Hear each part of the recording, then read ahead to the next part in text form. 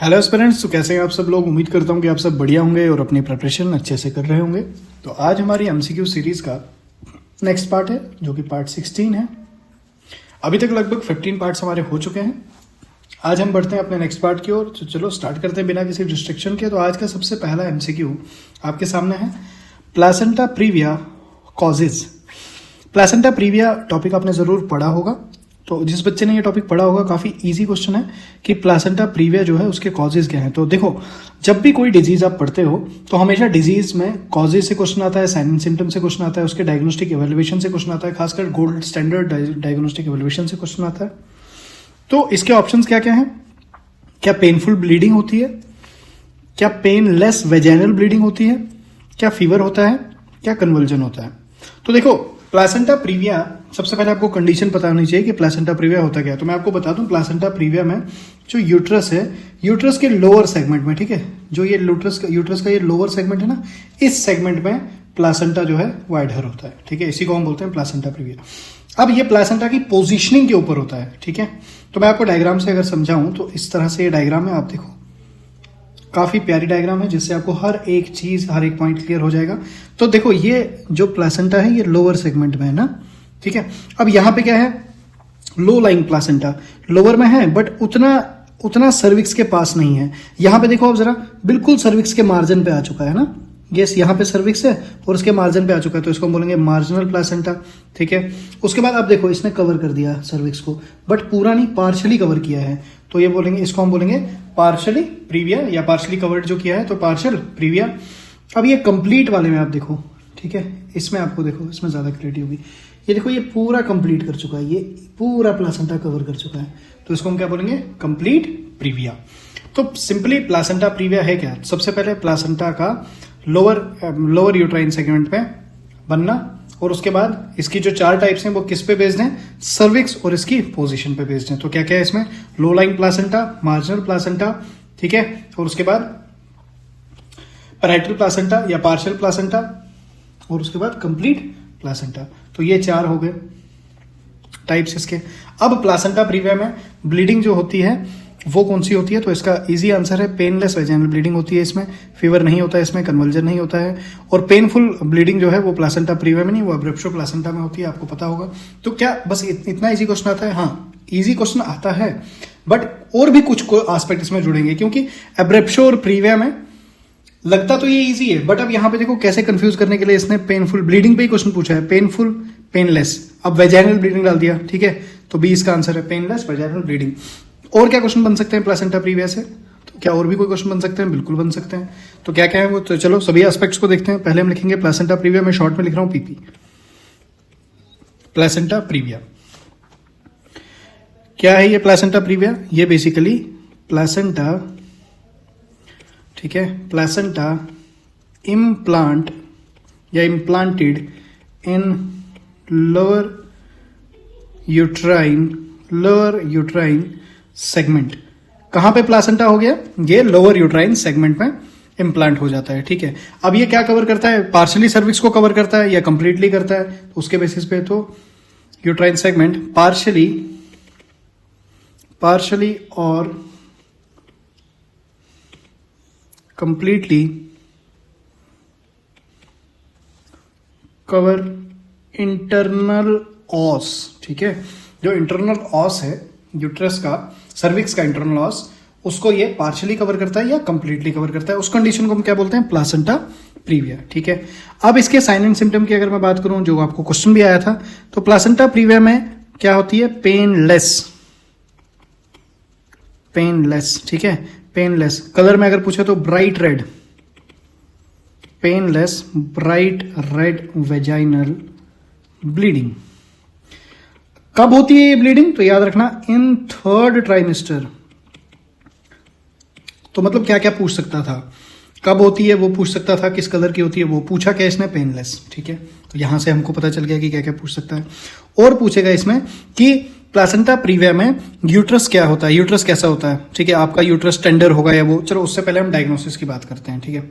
सबसे पहले देखो, डायग्नोसिस की बात अगर मैं करूं तो कैसे डायग्नोस करेंगे? तो याद रखना, डायग्नोसिस शॉर्ट में लिख रहा हूं मैं। डायग्नोसिस जो है हम क्या करते हैं? साउंड या अल्ट्रासोनोग्राफी, यूएसजी जिसको हम शॉर्ट में बोलते हैं, यूएसजी परफॉर्म करते हैं हम, ठीक है। ये इन्वेस्टिगेशन ऑफ चॉइस है, याद रखना। क्यों लिखा है मैंने? क्योंकि क्वेश्चन आया था प्लासेंटा प्रीविया का इन्वेस्टिगेशन ऑफ चॉइस क्या है, तो अल्ट्रासोनोग्राफी अल्ट्रासाउंड है, ठीक है। तो इसको आप लिख सकते हो इन्वेस्टिगेशन, जैसे ड्रग ऑफ चॉइस से क्वेश्चन बनता है वैसे इन्वेस्टिगेशन ऑफ चॉइस से भी बनता है। इसी को गोल्ड स्टैंडर्ड इन्वेस्टिगेशन भी कहते हैं, ठीक है। डायग्नोसिस पे ये हो गया। अब बात करेंगे मैनेजमेंट पे, एमजीटी शॉर्ट में लिख रहा हूं। मैनेजमेंट में क्या करेंगे, याद रखना, अगर ब्लीडिंग माइल्ड होगी, ठीक है, तो लिखो इफ, दो कंडीशन है इसमें, if bleeding mild and less than 37 weeks, अभी गेस्टेशनल एज को सिर्फ 37 वीक उससे कम हुए हैं, ठीक है, लेकिन ब्लीडिंग भी माइल्ड है, तो हम इस कंडीशन में क्या करेंगे, इस कंडीशन में हम बेड रेस्ट देंगे फीमेल को, ठीक है। इस कंडीशन में हम बेड रेस्ट देंगे और मॉनिटर करेंगे, ठीक है, मॉनिटरिंग करेंगे। लेकिन अगर ज्यादा हो चुके होंगे 37 वीक से, ठीक है, और या तो सीवियर ब्लीडिंग होगी और सीवियर ब्लीडिंग, तो इस केस में हम क्या करते हैं, इस केस में कोई नॉर्मल वेजाइनल डिलीवरी का तो कोई सवाल ही नहीं बनता। यहां पे हम क्या करेंगे, सिजेरियन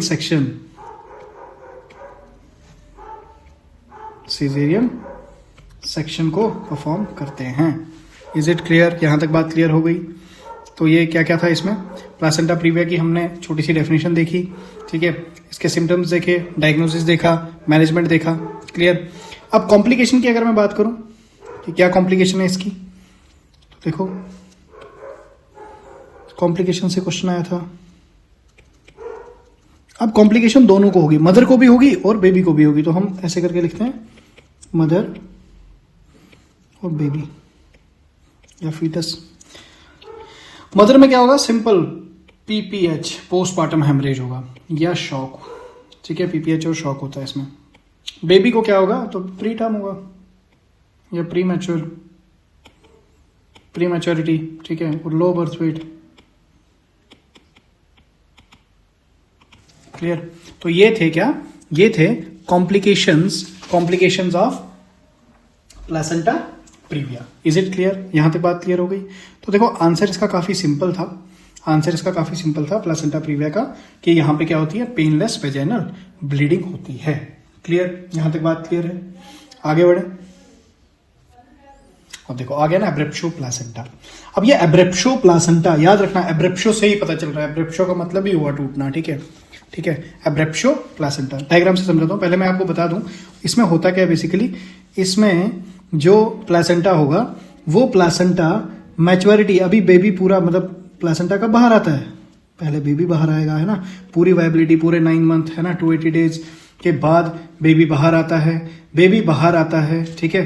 तो उसके बाद कहीं जाके प्लासेंटा बाहर आता था, है ना।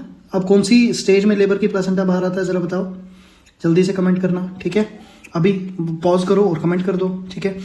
यहां पे क्या होता है कि बेबी अभी अंदर ही है, ठीक है, डिलीवरी का कोई प्रोसीजर कोई कुछ नहीं है, बट यहां पे क्या हो गया, यहां पे प्लासेंटा टूटना स्टार्ट हो गया, है ना, निकलना स्टार्ट हो गया थोड़ा थोड़ा, और ब्लीडिंग होनी स्टार्ट हो जाती है। डायग्राम से दिखाता हूं, ये देखो नॉर्मल प्लासेंटा देखो कैसा है, नॉर्मल प्लासेंटा देखो कैसा है, बिल्कुल एडहर है अपनी जगह, है ना, बिल्कुल यूट्रस में लगा हुआ है आराम से। और ये देखो बेबी कैसे रेस्ट कर रहा है, ये एम्बिलिकल कॉर्ड आ गई तो बेबी आराम से। किस पोजीशन में जरा बताना मुझे, बेबी किस पोजीशन में, वर्टेक्स है कि ब्रीच पोजीशन है, शाबाश। एब्रेप्शो प्लासेंटा की बात करो, देखो अब यहाँ पे प्लासेंटा यहाँ पे अब टूटना शुरू हुआ है और ये ब्लड आना स्टार्ट हो गया, अब देखो ये ब्लीडिंग आनी स्टार्ट हो गई, ठीक है। तो ये है एब्रेप्शो प्लासेंटा की डायग्राम। अब लिखते हैं कुछ एब्रेप्शो प्लासेंटा पे। तो पहले एब्रेप्शो प्लासेंटा मुझे बता दो क्या होता है। एब्रेप्शो प्लासेंटा में क्या होता है, पेनलेस ब्लीडिंग होती है, वो तो हमने अभी देखा। पेनफुल ब्लीडिंग होती है, कोई ब्लीडिंग नहीं होती है तो बिल्कुल नहीं है, डायग्राम में तो देखा हमने ब्लीडिंग होती है। पोस्टमार्टम ब्लीडिंग, यार पोस्टमार्टम अभी तो बेबी अंदर ही है तो ये भी नहीं, तो मतलब इन दोनों में से तो क्या है यहाँ पे, पेनफुल ब्लीडिंग, याद रखना आंसर पेनफुल ब्लीडिंग है इसका। बट क्या इतना ही आएगा, नहीं, कुछ चीजें और भी आएंगी, तो चलो नोट कर देते हैं क्या क्या इसमें इंपॉर्टेंट है। तो क्या है हमारे पास, एब्रेप्शो प्लासेंटा, एब्रेप्शो प्लासेंटा, ठीक है। क्या होता है एब्रेप्शो प्लासेंटा में, तो लिखेंगे इसमें बेसिकली क्या होगा, प्री मैच्योर, चलो लिखा ही देता हूं, लिखो pre mature premature separation of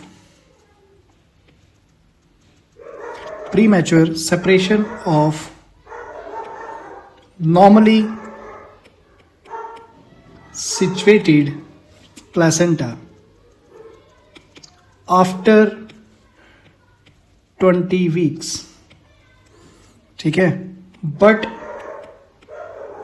before delivery, ये इंपॉर्टेंट है, 20 वीक्स के बाद, लेकिन डिलीवरी से पहले प्लासेंटा सेपरेट होना स्टार्ट हो रहा है, ठीक है, क्लियर, ऑफ बेबी, समझ आ गया? तो क्या है, ध्यान से समझेंगे, प्रीमैच्योर सेपरेशन है किसकी, नॉर्मल सिचुएटेड प्लासेंटा, कब, आफ्टर 20 वीक्स, लेकिन 20 वीक के बाद तो, लेकिन बिफोर डिलीवरी ऑफ बेबी, इसको हम बोलते हैं एब्रेप्शो प्लासेंटा।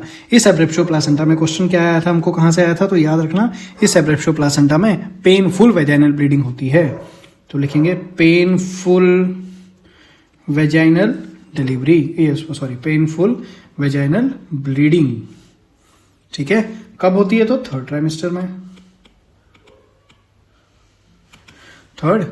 में होती है, ठीक है। इसमें यूट्रस कैसा होता है, तो याद रखना, इसमें यूट्रस टेंडर होता है। हाँ, जो प्रीविया मैंने पढ़ा है उसमें शायद मैं भूल गया था, उसमें याद रखना यूट्रस सॉफ्ट रहता है, उसमें कोई टेंडर नहीं होता। यूट्रस टेंस होता है, टेंडर होता है या रिजिड होता है, तीनों एक ही बातें हैं। तो सवाल कैसे कैसे पूछ सकता है वो, ऐसे भी यूट्रस टेंस पूछेगा या ना टेंडर पूछेगा, रिजिड पूछेगा, याद रखना। और फीटल कैसे होगा, तो फीटल याद रखना फीटल डिस्ट्रेस में होगा, ठीक है, फीटल डिस्ट्रेस इसमें कॉमन है। अब एब्रेप्शो प्लासेंटा की टाइप की अगर मैं बात करूं, तो एब्रेप्शो प्लासेंटा कितनी टाइप का होता है, बेसिकली यहाँ पे एब्रेप्शो प्लासेंटा की टाइप ही नहीं, ये ब्लड मतलब ब्लड के रिलेटेड टाइप से हैं, ठीक है। तो क्या है इसमें, रिवील्ड हेमरेज क्या हो गया, बेसिकली ब्लड जो है वजाना से बाहर आ रहा है, उसको हम रिवील्ड हेमरेज बोलेंगे। रिवील हो गया, वजाना से ब्लड बाहर आ गया। कंसील्ड मतलब ब्लड बाहर ही नहीं आया, कंसील्ड है, अंदर ही रहा है, ठीक है, और ये डेंजरस सिचुएशन होती है, ठीक है, कंसील्ड, क्योंकि एब्रेप्शो प्लासेंटा हुआ है, ये मुझे पता कैसे चलेगा, ये हमको पता कैसे चलेगा, सर ये पता चलेगा ब्लड आएगा तो पता चलेगा, और कैसे पता चलेगा, सीवियर पेन होता है इसमें, ठीक है, ब्लीडिंग होगी, पेनफुल वेजाइनल ब्लीडिंग होगी, लेकिन अगर कंसील्ड हुआ तो कंसील्ड में पेन तो होगा, ठीक है, पेन होगा, ऐसा नहीं है कि पेन नहीं होगा, बट हम डायरेक्टली नहीं बता सकते कि इसको एब्रेप्शो प्लासेंटा की प्रॉब्लम है, ठीक है। तो कंसील्ड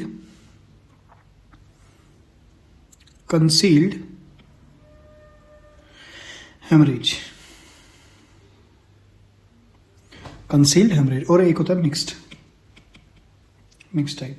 कंसील्ड कुछ ब्लड बाहर आ गया और कुछ अभी अंदर ही कंसील्ड है, छुपा हुआ है, ठीक है, तो ये डेंजरस होता है, याद रखना, डेंजरस, क्लियर।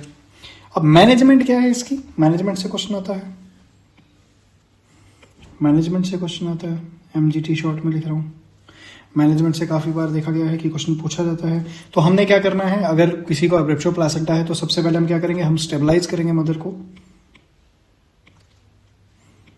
क्योंकि मदर काफी पैनिक हो जाएंगी, तो पेन भी हो रहा है और ब्लड भी आ रहा है, ठीक है, स्टेबलाइज मदर, ठीक है, IV फ्लूइड देंगे,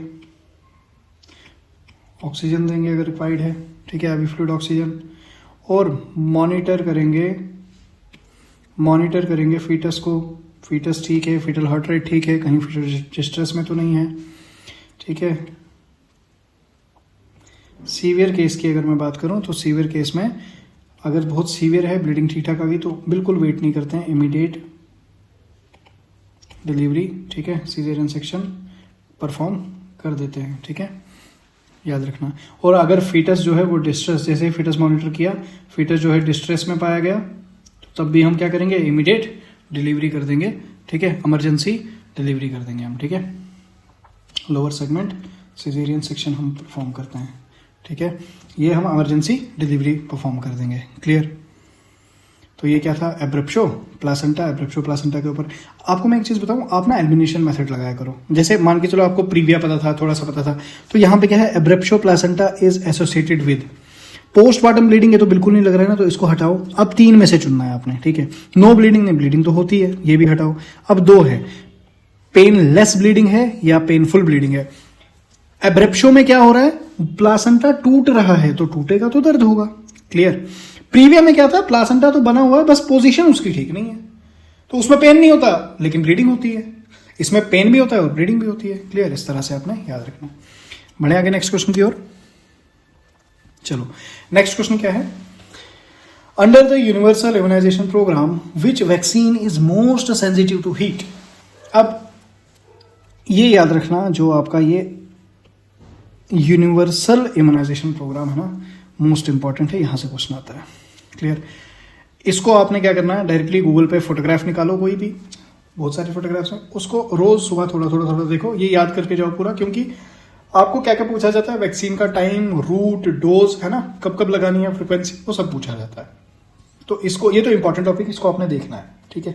अब हमको ये क्या पूछ रहा है, हमको ये पूछ रहा है सिंपली कि जो यूनिवर्सल इम्यूनाइजेशन प्रोग्राम है उसके तहत कौन सी वैक्सीन जो है सबसे ज्यादा सेंसिटिव है हीट को। ऑप्शन जब आप देखोगे, बीसीजी है ना, मीजल, ओपीवी, हेपेटाइटिस बी। मैं आपको एक चीज बताऊं, ये लगभग सारी ही हीट सेंसिटिव होती है, लेकिन इसने क्या पूछा है हमको, मोस्ट सेंसिटिव, ठीक है। तो मोस्ट सेंसिटिव की अगर मैं बात करूं तो सिंपल सा आंसर है, पता भी होगा, मोस्ट कॉमन क्वेश्चन है कि बीसीजी होती है, ठीक है। क्या इतना ही आएगा, नहीं। अब देखो, बीसीजी है हमारे सामने, मीजल है हमारे सामने, ओपीवी है, हेपेटाइटिस बी है, तो 4 अगर हैं हमारे सामने वैक्सीन, तो इन 4 को थोड़ा थोड़ा करके देख लेते हैं, कुछ पॉइंट, इंपॉर्टेंट पॉइंट लिख लेते हैं, क्या पता यहीं से क्वेश्चन आ जाए, तो छोड़ें क्यों, ठीक है। और मैं आपको एक चीज बताऊं, अभी जो लेक्चर, इससे पहले वाला जो लेक्चर आया था, है ना, और अभी वाला जो लेक्चर है, मतलब 15 एंड 16, इसकी ड्यूरेशन क्यों कम है, रीजन बिहाइंड दैट कि अभी बहुत ज्यादा हेक्टिक शेड्यूल चल रहा है, स्लॉट नहीं निकल पा रहा है लेक्चर रिकॉर्ड करने के लिए, और भी बैकएंड पे काफी ज्यादा काम हो रहे हैं, तो इसलिए ये वाले जो लेक्चर्स हैं इनकी ड्यूरेशन थोड़ी कम है और क्वेश्चंस भी थोड़े कम है। बट आने वाले जो सेशंस हैं, क्योंकि आने वाले सेशंस काफी अमेजिंग होने वाले हैं, जिसमें अब हम टॉपिक वाइज डिस्कशन करेंगे, कोई एक सब्जेक्ट पकड़ेंगे, कोई एक टॉपिक पकड़ेंगे, उस टॉपिक को पहले समझेंगे, बाद में उसके ऊपर एमसीक्यूज लगाएंगे, और फ्रीक्वेंटली थोड़ा ज्यादा एमसीक्यूज लगाएंगे, क्लियर। जो इंपॉर्टेंट टॉपिक्स हैं उनको कवर करेंगे और इंपॉर्टेंट एमसीक्यूज को लगाएंगे। अभी तक हम जो मिक्स एमसीक्यूज कर रहे थे, बस ये थोड़ा सा ना आपको आदत डालनी थी एमसीक्यूज की, वो किस तरह से सॉल्व करना है, किस तरह से जब हम एमसीक्यू को पढ़ते हैं तो हमको कैसे मल्टी डिसिप्लिनरी जो अप्रोच लगानी है क्वेश्चन को। क्योंकि मैं आपको एक चीज बताऊं, कोई भी आप एग्जाम उठा के देख लो, जो भी खासकर एमसीक्यू बेस्ड है, ये एमसीक्यू, थोड़ी सी बात कर रहा हूं, एमसीक्यू जो होते हैं, इस एमसीक्यू में आपके जो चांसेस है ना, अगर आपको इतना पता है ना 100%, तभी जाके आपको नंबर मिलेगा। अब इसमें क्या है कि ऑप्शन 4 है, ठीक है, 4 ऑप्शन है और ये क्वेश्चन की लाइन है। आप क्या करते हो, जब आप एमसीक्यू भी लगाते हो या लेक्चर्स भी अगर आप कुछ देखोगे, तो उसमें थोड़ा मैं भी ताज्जुब में हो जाता हूं कि डायरेक्टली आके कोई क्वेश्चन पढ़ रहा है, ऑप्शन 4 पढ़ लिए और किसी एक को टिक किया और आगे बढ़ गए नेक्स्ट क्वेश्चन पे। उससे किसका बेनिफिट हुआ, स्टूडेंट का, मुझे नहीं लगता उतना खास बेनिफिट हुआ, क्योंकि वो जो एमसीक्यू है या खासकर जो पीवाईक्यू है, जो प्रीवियस ईयर क्वेश्चन था, उस प्रीवियस ईयर क्वेश्चन को पढ़ने का मतलब आपको क्या था, बस क्वेश्चन पढ़ लिया और उसका ऑप्शन देख लिया कौन सा ठीक है और आगे बढ़ जाना, उससे तो आपने कुछ नहीं सीखा। मैक्सिमम आपका जो पेपर होता है पीवाईक्यू बेस्ड होता है ना। पीवाईक्यू से क्वेश्चन होते हैं लगभग 70 से 80%, लेकिन अब कुछ बच्चे बोलेंगे कि सर बिल्कुल नहीं, 70 से 80% नहीं। देखो एज इट इज तो एक क्वेश्चन भी नहीं होता, बहुत मुश्किल से 1-2 क्वेश्चन होते हैं as it is, same line to line छपा होगा, ऐसा तो नहीं छपेगा। मैं कैसे बोल रहा हूं 70-80%, अभी ध्यान से समझो। जो मैं चीज अभी आपको बता रहा हूं ना, ये हैक है एमसीक्यू, कोई भी एमसीक्यू एग्जाम को क्रैक करने का। वो सिंपल क्या है, आप क्वेश्चन को जब पढ़ते हो ना, उस क्वेश्चन में कुछ कीवर्ड्स होते हैं, ठीक है। फॉर एग्जाम्पल जैसे अभी ये क्वेश्चन मेरे सामने, इसमें कीवर्ड क्या क्या है, सबसे पहला कीवर्ड इसमें यूनिवर्सल इम्यूनाइजेशन प्रोग्राम, और क्या है वैक्सीन, और क्या है हीट सेंसिटिव। मतलब यूनिवर्सल इम्यूनाइजेशन प्रोग्राम मुझे पता होना चाहिए, वैक्सीन के बारे में मुझे पता होना चाहिए, इसी में तो ये वैक्सीन आ जाएंगी, है ना। उसके बाद हीट से सेंसिटिव कौन कौन सी हैं, दैट मीन सेंसिटिविटी पे क्वेश्चन डाला हुआ है एग्जामिनर ने, तो मुझे ये कीवर्ड्स पता चले। उसके बाद में बीसीजी, है ना, उसके बाद मीजल्स, ओपीवी, हेपेटाइटिस बी। मैं क्या करूंगा, अब ये एज इट इज वैसा क्वेश्चन तो नहीं है जिसको मैं रिलेट कर पा रहा हूं, मैं डायरेक्टली आपको बताऊं, यहां पे कीवर्ड्स को आप देखोगे। अब जब आप ऑप्शंस को देखते हो ना, वो ऐसा नहीं डालेगा कि यहां बीसीजी डाला था, यहां ईयर डाल देगा, यहां नोज डाल देगा। देखो उसने रिलेटेड ऑप्शन डाले हैं जो एक दूसरे के साथ रिलेट करते हैं। ठीक है, अब आपने क्या करना है, कीवर्ड्स को पढ़ना है अच्छे से। टॉपिक आपको मिल गया, मुझे कौन सा टॉपिक पढ़ना है। उसके बाद जो ऑप्शन है ना, उनको एक एक जो ऑप्शन है उसी को टॉपिक मान के चलो, उसका टॉपिक पढ़ो, उसके इंपॉर्टेंट पॉइंट्स पढ़ो। जब नेक्स्ट ईयर जब एग्जाम होता है ना, उस एग्जाम में जो पीवाईक्यू बेस्ड क्वेश्चन होता है वो इसमें से छपेगा। क्या पता आप मीजल पे कुछ पॉइंट डाल दे, क्या पता हेपेटाइटिस बी पे डाल दे, क्या पता ओपीवी पे डाल दे, ठीक है, इम्यूनाइजेशन शेड्यूल में कोई उठा के डाल दे। तो मैं कोशिश ये करता हूं कि जब मैं एक क्वेश्चन को एक्सप्लेन करूं, उसके कीवर्ड को एक्सप्लेन करूं, उसके बाद मेरी कोशिश रहती है कि मैं उसके जो ऑब्जेक्टिव्स हैं मैं उनको भी एक्सप्लेन करूं। बस यही तरीका है आपके एमसीक्यू पढ़ने का। लेकिन इसमें क्या है कि कौन से MCQ, PYQ, not all MCQ. अगर सभी एमसीक्यू को ऐसे पढ़ने बैठेंगे तो इतना टाइम नहीं होता हमारे पास। बट जो हमारे पास पीवाईक्यू होता है, अब कौन से पीवाईक्यू आप रिसेंटली उठा लो, कौन से पीवाईक्यू आप उठा लो, लगभग 3 से 4 ईयर के, 3 से 4 साल के अगर आप एमसीक्यू उठाओगे ना, पीवाईक्यू उठाओगे, कितना ही टाइम लगेगा आपको। ये जो मैं टेक्निक कर रहा हूं ये करने में आपको कितना ही टाइम लगेगा, 10 दिन, महीना। उस 1 महीने की जब आप मेहनत करोगे ना, फिर आप देखो जब आप एग्जाम दोगे आपको खुद पता चलेगा कि यार ये तो यहां से, तब आपको ये चीज समझ में आएगी कि जो मैं बात बोल रहा हूँ 70 से 80% एग्जाम छपता है पीवाईक्यू से ही, वो ये ट्रिक है। काफी ज्यादा मैंने अप्लाई की है और भी मैंने अपने स्टूडेंट्स को, अपने फ्रेंड्स को बताई हुई है, तो काफी हेल्प मिलती है इस टेक्निक से, ठीक है। तो मैं थोड़ा सा भटक गया, आज मैंने बात कर ली, इतने दिन लेक्चर्स कर दे रहा था, बीच में मैं ज्यादा बात नहीं कर रहा था, बट मुझे आज लगा कि मुझे थोड़ा सा आपके साथ कुछ अपने थॉट शेयर करने चाहिए। कॉज मुझे लगता है कि अब हमारा एक थोड़ा सा रिलेशनशिप तो बिल्ड हो ही गया है, कॉज इतनी देर से बच्चे जुड़े हुए हैं। देखो यार, तुम लेक्चर देख रहे हो ना, मैं सीरियसली तुम्हें बताऊं, स्टार्टिंग तुम प्लेलिस्ट को खोलो, स्टार्टिंग में देखो कि कितने व्यूज हैं। पहली वीडियो पे लगभग 4000 व्यूज हैं, ठीक है। तो मैंने उसी दिन टीम को बता दिया था ये सिर्फ रश है, अभी छटेंगे बच्चे, इनमें से जो सिलेक्शन लेने वाले बच्चे होंगे वो बहुत कम होंगे, ठीक है। तो धीरे धीरे करके व्यूज 7th 8th पार्ट में जब जाओ तो 1K पे आ गए व्यूज, और कम, ठीक है। अभी जब हम 9th और 10th को देखेंगे और कम। तो अभी क्या व्यूज आ रहे हैं, मतलब 300 है ना, 400। बट मैं एक चीज बोलूं, ये जो 300-400 हैं, इनमें भी जो सीरियस स्टूडेंट हैं वो भी कम है। कुछ तो बस प्ले करके फिर भाग जाएंगे, थोड़ा सा देखेंगे बाद में दिखूंगा। बट जो बच्चा अभी मेरी बात सुन रहे हैं ना, एट दिस टाइम, प्लीज अभी इस टाइम पे तुम अपनी अटेंडेंस डालो, अपना एक कमेंट लिखो, अपनी ड्रीम जॉब लिखो, चाहे तुम नॉर्सेट जो भी तुम करना चाहते हो ना, वो ड्रीम जॉब लिखो, कमेंट करो, यस आई कैन, ऐसा कमेंट करो। मुझे पता चलेगा कि कितने सीरियस स्टूडेंट मेरे साथ जुड़े हुए हैं, कितने मेरे फ्रेंड्स सीरियस हैं इस साल जॉब को लेने के लिए। यही मौका है। एक भी पॉइंट, एक भी क्वेश्चन आपका वेस्ट नहीं जाएगा, एक भी सेकंड आपका वेस्ट नहीं जाएगा जब आप इस चैनल पे आओगे। मैं तुम्हें गारंटी करता हूं, फालतू की कोई चीज नहीं मिलेगी, सब प्रिसाइज मिलेगा, रिसर्च बेस्ड मिलेगा। और क्योंकि मैं नहीं चाहता कि मैं तुम्हारा टाइम वेस्ट करूं, बस मैं नहीं चाहता कि मैं तुम्हारा टाइम वेस्ट करूं। ये आज जो मैं इतनी थोड़ी सी मैंने बात कर ली, मेरे को ऐसा लग रहा है कि मुझे थोड़ा सा कहना चाहिए था, इसलिए मैंने कहा। सॉरी अगर आपको लगा होगा कि आपका टाइम वेस्ट हुआ है। आ जाते हैं हम बैक टू ट्रैक, वापस बात करते हैं बीसीजी के ऊपर। अलग से कभी बात करने को मौका मिले तो लाइव सेशन ले लेंगे।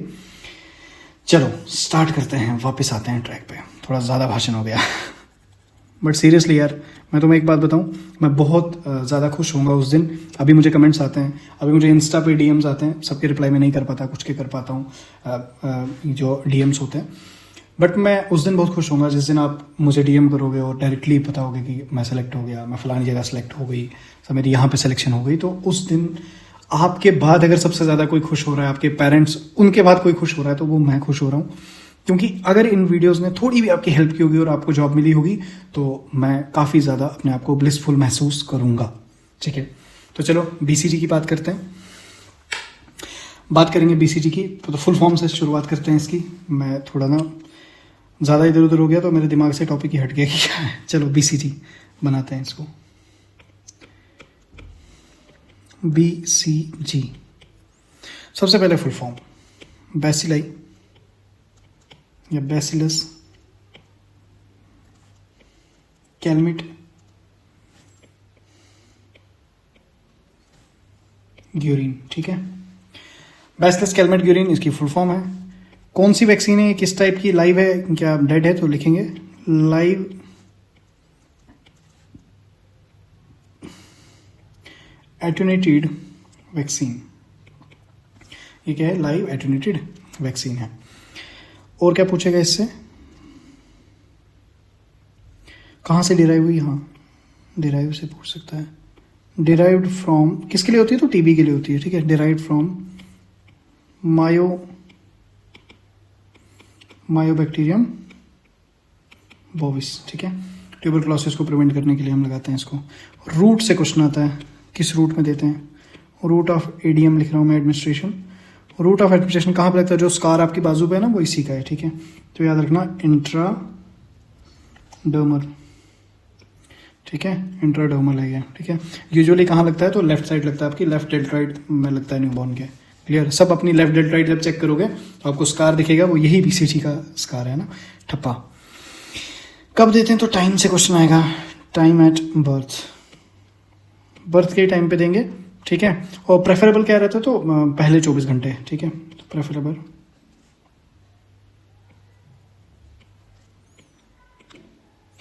24 आवर या विद इन 24 आवर लगा दिया जाएगा। क्लियर? सिंगल डोज होती है ये, कोई बूस्टर नहीं, नो बूस्टर, इसकी कोई बूस्टर डोज नहीं लगती है, सिंगल डोज होती है। बीसीजी ही लगेगी, बूस्टर नहीं लगेगी। अब बात करेंगे, बीसीजी हो गया, चलो और क्या था? हाँ, मीजल्स की बात करते हैं। मीजल्स,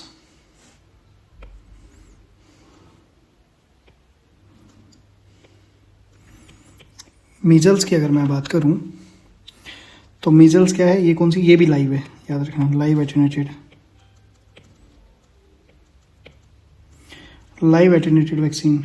ये एटेन्यूएटेड क्या है? ये बेसिकली इसको ना वीक कर देते हैं, ठीक है। लाइव जिंदा तो है बट वीक कर दिया। अब सीधा ही जिंदा ही डाल देंगे वायरस तो कॉज करेगा यार इन्फेक्शन। बच्चे में डाल देंगे तो बुरा हाल कर देगा। तो वैक्सीन को बनाने का एक प्रोसेस होता है, ठीक है। प्रोसेस के बाद वैक्सीन को बनाया जाता है। अब तो अलग अलग वैक्सीन आ गई हैं, डीएनए बेस्ड वैक्सीन आ गई हैं, है ना, टॉक्सॉइड वैक्सीन आ गई हैं। तो लाइव एटेन्यूएटेड वैक्सीन अभी भी लगती है मीजल्स की। किससे डिराइव किया था इसको? डिराइव्ड फ्रॉम मीजल वायरस, मीजल वायरस से इसको डिराइव किया। रूट से क्वेश्चन आता है, रूट ऑफ एडमिनिस्ट्रेशन। तो कौन सा रूट है इसमें? याद रखना, सबक्यूटेनियस इंजेक्शन।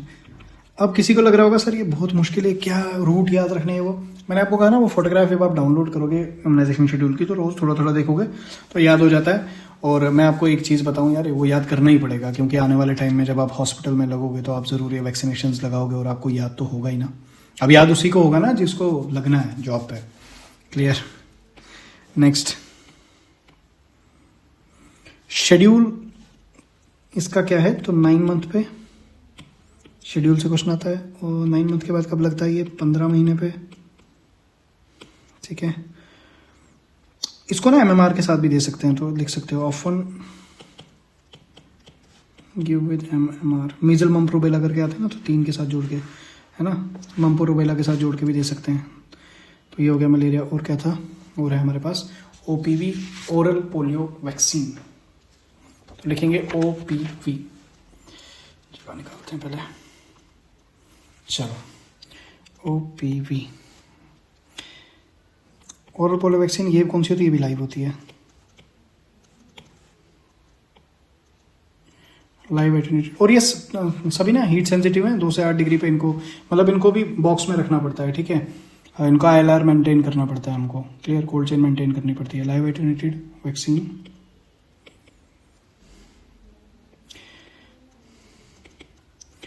प्रोटेक्ट अगेंस्ट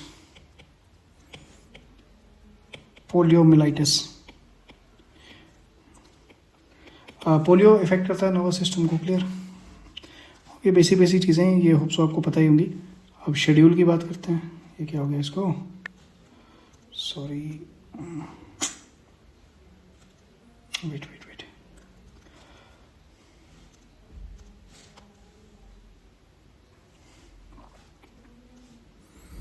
अब हम बात करते हैं किसकी? शेड्यूल की। एट बर्थ कब देंगे? बर्थ के टाइम पे देंगे, ठीक है। कैसे देते हैं? ओरल देते हैं, इसको 0 डोज भी बोलते हैं, 0 डोज, या इसी को हम बर्थ डोज भी बोलते हैं, ठीक है, बर्थ डोज भी बोलते हैं। एक्चुअल में ये वीडियो जितनी भी है ना आपकी, ये रात को शूट होती है। अभी अगर मैं आपको टाइम बताऊं तो इस टाइम पे लगभग 2:46 है टाइम अभी रात का। तो ये कुत्ता जो है ये भौंकना स्टार्ट कर देता है। I am sorry for this noise, but चलो क्या करें, मजबूरी है, पढ़ना तो है। 6, 10 एंड 14 वीक याद रखेंगे, ठीक है। अमिताभ बच्चन आता है बोलने, 2 बूंद जिंदगी के, सुना होगा आपने।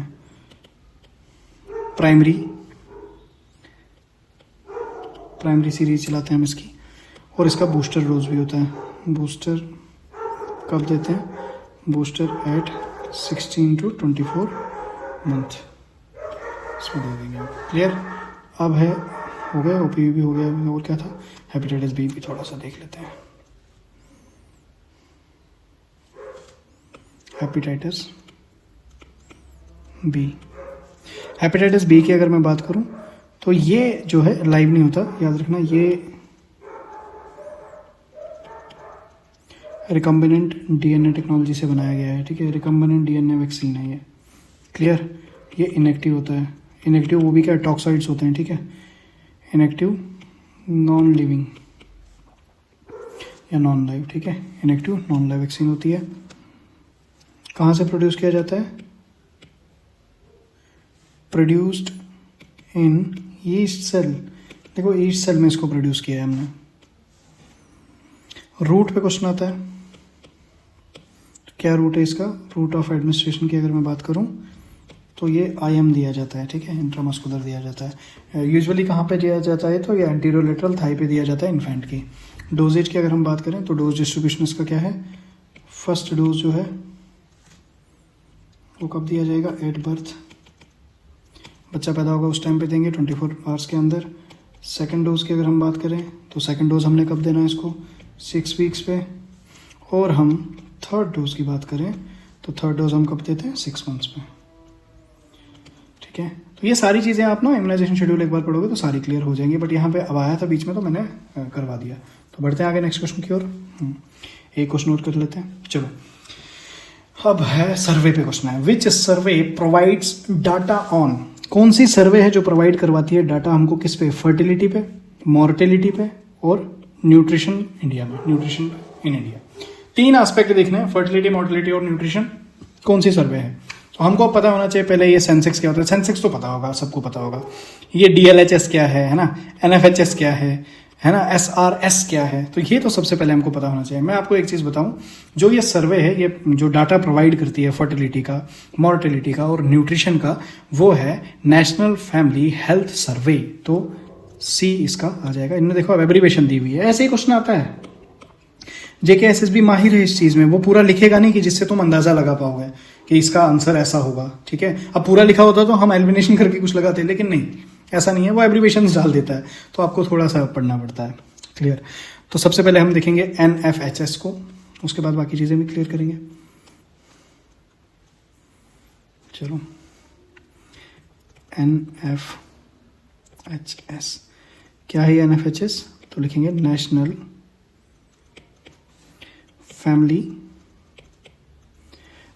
फैमिली हेल्थ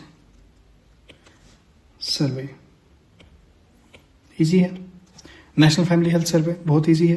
कौन कंडक्ट करवाता है? कौन कंडक्ट करवाता है? वही सेम अपना ministry of health and welfare, ठीक है। क्या लिखूं अब इसको?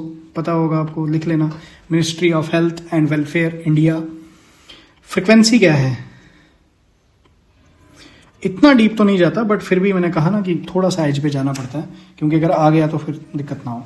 फ्रिक्वेंसी क्या है? तो एवरी 5 to 6 ईयर। लेटेस्ट कब हुआ था? लेटेस्ट की अगर मैं बात करूं, NFHS कब हुआ था सर्वे? तो ये हुआ था आपका 2019 और 21 में, ठीक है। क्लियर? और ये कौन से नंबर वाला था? 5th, ठीक है। मतलब पहले जब स्टार्ट हुआ था 1st, 2nd, 3rd, 4th, ये 5th हुआ है। लेटेस्ट ये 6th अभी नहीं हुआ है। क्लियर? 21 के बाद अभी नहीं हुआ है, ऐसा डाटा है। हाँ, तो ये हो गया ये। अब इसमें और नहीं, इसमें और खास नहीं आएगा। सेंसेक्स को यहीं बता देता हूँ, सेंसेक्स को यहीं पे एक्सप्लेन कर देंगे। ये क्या है? बेसिकली कंप्लीट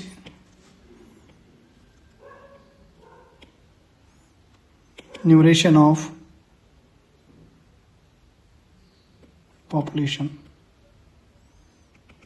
कंप्लीट पॉपुलेशन के पूरी डेमोग्राफी के ऊपर, ठीक है। इस सेंसेक्स में हम और क्या देखते हैं? दूसरी तरह से अगर देखो तो डेमोग्राफी, पूरी डेमोग्राफी हमको पता चलती है हर 10 साल में, हर 10 साल में परफॉर्म किया जाता है। क्लियर? इसमें हम क्या क्या देखेंगे, तो टोटल पॉपुलेशन एस्पेक्ट क्या क्या है इसके, तो याद रखना टोटल पॉपुलेशन, लिटरेसी, कितने पढ़े लिखे हैं, बस सरकार यही देख रही है कितने पढ़े लिखे हैं, पढ़ा लिखा के जो बेरोजगार कर दिए हैं उनके बारे में नहीं लिखती, नहीं सोचती है, ठीक है। हाउसिंग और ऑक्यूपेशन,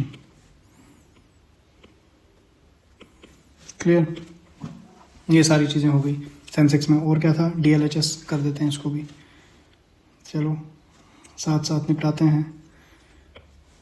डीएलएचएस क्या है, ये डीएलएचएस स्टैंड फॉर, तो लिखेंगे डिस्ट्रिक्ट लेवल हाउस होल्ड सर्वे। डिस्ट्रिक्ट लेवल हाउस होल्ड सर्वे, ये बेसिकली एक ना डिस्ट्रिक्ट में जो भी चीज़ें हो रही हैं ना वो सिंपली इसमें आएगा, इसमें ज़्यादा एक्सप्लेन करने की जरूरत नहीं क्योंकि वो उतना इंपॉर्टेंट नहीं है, लीस्ट इंपॉर्टेंट है। कुछ अगर लिखना हो तो लिखो प्रोवाइड डिस्ट्रिक्ट लेवल एस्टिमेशन, मतलब डिस्ट्रिक्ट में कुछ इंप्लीमेंट करना है तो हमको डीएलएचएस से पता चलेगा कि हमको कुछ भी इंप्लीमेंट करना है, तो यहाँ से हमको डाटा अच्छा मिल जाता है, ठीक है। एस्टिमेशन, इससे हम बेटर लोकल प्लानिंग कर सकते हैं, क्लियर, बेटर लोकल प्लानिंग कर सकते हैं। हाँ, यूजफुल रहेगा ये किसमें, आरसीएच में, आपके रिप्रोडक्टिव चाइल्ड हेल्थ में, useful for RCH programme evaluation, क्योंकि डिस्ट्रिक्ट का पूरा पता चल जाएगा हमको, क्लियर, क्या क्या है, क्या हो रहा है, क्या क्या हम इम्प्लीमेंट करना चाहते हैं, ठीक है। सारी चीज़ें हमको इससे क्लियर हो सकती हैं। क्या और भी है कुछ, और है कुछ, हाँ एसआरएस है ना, इस एसआरएस को भी कर देते हैं। एसआरएस है क्या, पहले तो सबसे पहले हम इसकी फुल फॉर्म लिखेंगे, तो एसआरएस क्या है, ये है सैंपल रजिस्ट्रेशन सिस्टम। क्या है ये, रजिस्ट्रेशन सिस्टम है, ये सैंपल रजिस्ट्रेशन सिस्टम, ठीक है। ये एक ऑफिस होता है रजिस्ट्रार का, जो कि जनरल सेंस लिख लो, office of the registrar general and census commissioner India का, ठीक है। पर्पस क्या है इसका, क्या पर्पस है इसका, तो पर्पस से आएगा, ये वाइटल स्टैटिक्स के बारे में बताता है। वाइटल स्टैटिस्टिक्स क्या है वो, वाइटल स्टैटिस्टिक्स तो काफ़ी इंपॉर्टेंट चीज़ें हैं इसमें। वाइटल स्टैटिस्टिक्स क्या है, तो बर्थ रेट के बारे में, डेथ रेट के बारे में, सिंपली अब आपके दिमाग में आ गया होगा, IMR, MMR, infant mortality rate, maternal mortality rate, ठीक है। ये प्रोवाइड क्या करता है, ये प्रोवाइड, अब देखो ये स्टेट लेवल का और नेशनल लेवल का ट्रेंड दोनों प्रोवाइड करेगा, क्लियर।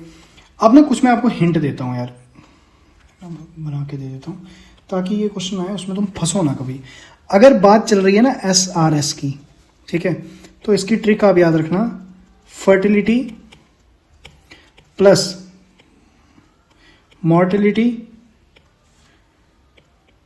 मोर्टेलिटी, लेकिन किसमें, एनुअल एस्टिमेट अगर पूछे, ठीक है, साल का, क्लियर। और अगर हम बात करें NFHS की, ठीक है, तो NFHS में सेम फर्टिलिटी, मोर्टेलिटी, साथ में न्यूट्रिशन, ठीक है, न्यूट्रिशन जुड़ गया, ये पीरियोडिक होता है। और अगर आपको DLHS में ट्रिक चाहिए तो DLHS क्या होगा, सिंपली RCH, डिस्ट्रिक्ट लेवल का ये RCH, फैमिली प्लानिंग करवानी है, ठीक है। मैटरनल या चाइल्ड हेल्थ के बारे में अवेयरनेस वगैरह कुछ भी है तो वो DLHS के अंदर आएगा। सेंसेक्स तो आपको पता ही है, उसमें क्या ही बताऊँ, वो तो काफ़ी इजी है, इसमें कोई ट्रिक की रिक्वायरमेंट है नहीं आपको, ठीक है। तो ये हो गया हमारा विच सर्वे प्रोवाइड डाटा। चलो देखते हैं नेक्स्ट क्वेश्चन। हाँ, ये क्वेश्चन थोड़ा इंपॉर्टेंट है लेकिन ईजी है, मैं आपको बताऊँ इंपॉर्टेंट है, ईजी है, बट चलो आंसर करो। The primary objective of disease surveillance, हमारा जो ऑब्जेक्टिव है, ठीक है, क्यों कर रहे हैं हम डिजीज सर्वेलेंस क्यों कर रहे हैं, हमारा प्राइमरी ऑब्जेक्टिव क्या है। तो ऑप्शंस के देखो, ऐसे क्वेश्चंस को ना कैसे सॉल्व करना है, हमेशा एलिमिनेशन मेथड लगाना है। डायरेक्ट आंसर तो हमको नहीं पता होता, एलिमिनेट करके, क्योंकि इसमें घुमाता है थोड़ा सा एग्जामिनर, बट ये इजी है। क्यों करेंगे हम सर्वेलेंस? अभी जब कोविड आया था, कोविड में हम क्यों कर रहे थे डिजीज का सर्वेलेंस? क्या था हमारा ऑब्जेक्टिव? क्यों हम चेक कर रहे थे लोगों को? क्या हमको ट्रीटेड केसेस जानने थे या ट्रीट करना था कोविड को, इसलिए हम कर रहे थे? वो तो है ही, हम तो कर रहे थे, लेकिन प्राइमरी की बात हो रही है ना, ठीक है। हमको कोविड वालों को ठीक करना था, ट्रीट केसेस, प्राइमरी की बात हो रही है। नेक्स्ट देखते हैं जरा, क्या इससे बेहतर है कुछ या यही ठीक है? Conduct research. अबे रिसर्च करने का अभी कोई टाइम है क्या? इमरजेंसी आई हुई है, कोई डिजीज है, ठीक है, तो हम अभी रिसर्च करेंगे? नहीं, ये तो नहीं लगता। Detect early and prevent outbreak. देखो, जल्दी हमें पता चले उस डिजीज के बारे में और हम उसको फैलने से, उसके आउटब्रेक से रोकें, तो ये हमको ठीक लगता है प्राइमरी ऑब्जेक्टिव, ठीक है। बट चौथा भी देख लें, क्या है वो? Maintain hospital research. बिल्कुल गलत। देखो, मैंने क्या क्या बड़ी इजीली हटा दिया, ये भी इजीली हटा दिया,